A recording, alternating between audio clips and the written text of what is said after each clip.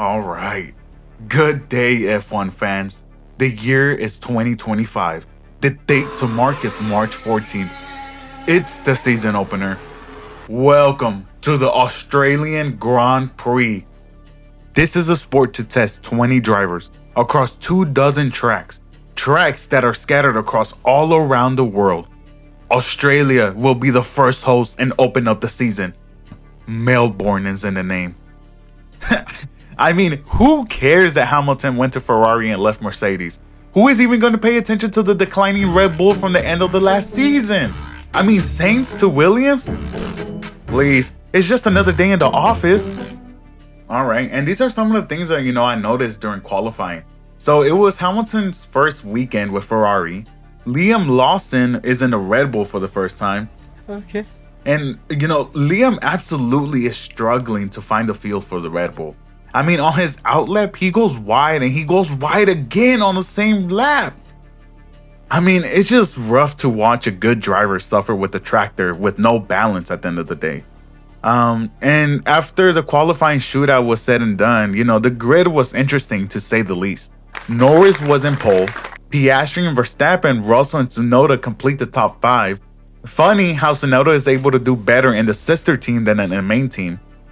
Albon from Williams, Leclerc, Hamilton, Gasly, and Sainz complete the top 10.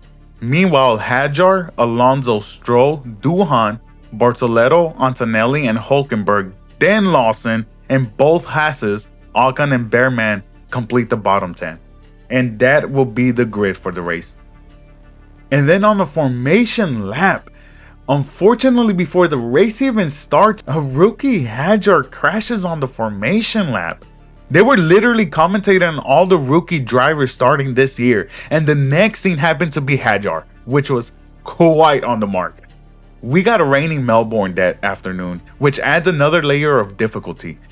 Because this is a street circuit, they applied a new paint layer which when driven over in rainy conditions, it'll be a big enough traction difference to make them lose control over the car. And off to the wall Hadjar went whenever he drove over this paint. And there goes his opening debut. Okay, and then now it's race time. On lap 1, turn 1, everyone is in the same order as they exit the corner. Piastri and Verstappen are fighting over second. Norris defended Verstappen, which left Max on the outside line where he found better grip, and going down the straight, he overtakes Piastri. Meanwhile, Jack Doohan opening debut also comes to an end,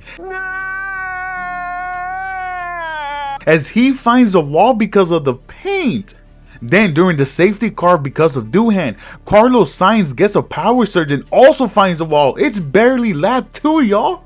By the start of lap 8, the green flag flies and we get back to racing. Lap 14 has Antonelli overtaking Hulkenberg. Lap 17 was juicy and Piastri is hunting down Verstappen for his position again.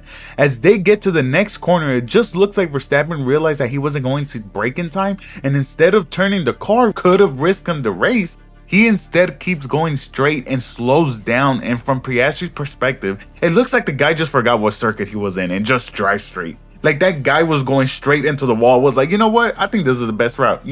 They say that the fastest route to another place is going straight. By lap 32, Piastri is close enough to Norris to fight for the win, but he goes wide on turn 6, therefore he lost all the momentum he had built up. A roundabout number 34 has Fernando Alonso crashing into the wall. You can't get the prestigious title of Rookie of the Year without backing it up. By this time, most drivers will pit for a set of slick tires. Norris and Piastri use hards, Verstappen believes in a set of mediums. Then, almost like nature's comedic timing, the engineers started seeing heavy rain pop up on the radar that will start in 3 laps. Bruh, the entire grid just put on their favorite shoes, the Pradas. They just put on the slicks. What do you mean they gotta put out the water boots again? Man, I'm shaking my bald head, y'all. And then after that, a little drizzle had happened, and then boom, like clockwork, both Norris and Piastri go into the gravel on the exact same corner, in the exact same path, in the exact same way. The only difference is that one of them was able to recover once they got back onto the track by the next corner. Piastri couldn't control the car by the time that he got back on track because he stayed on the grass a little bit longer than Norris did. But That allows Verstappen to creep up to Norris, fighting him for the win of the race. And at this point, Verstappen is all over the exhaust of Norris and trying to figure out whether another rainy day win is in the air for him. And by the end of that lap, Norris pits for better tires. Meanwhile, Verstappen gambles on one more lap with the mediums. And then all of a sudden, Yuki Tsunoda is in second place, also gambling on the mediums. By the lap 46 of 57 comes around, Verstappen is on the medium while Norris is on 6th place and is the leading contender with the intermediates at this time. The rain has stopped by now, but Verstappen is losing time against Norris's lap times. Norris just set the fastest lap too. With this much pressure, Verstappen finally pits and demands the intermediate. Hamilton absolutely gambles all in on Ferrari debut and stays out with the set of hards, given that the track is still slick, okay? Because of the light rain that just happened and the heavy rain that just happened not too long ago, because it poured twice, okay? Liam Lawson and Gabriel Bortoleto find a wall on lap 47. After that, the safety car is deployed and most of the grid stayed intact, and we get Norris as the race winner ultimately.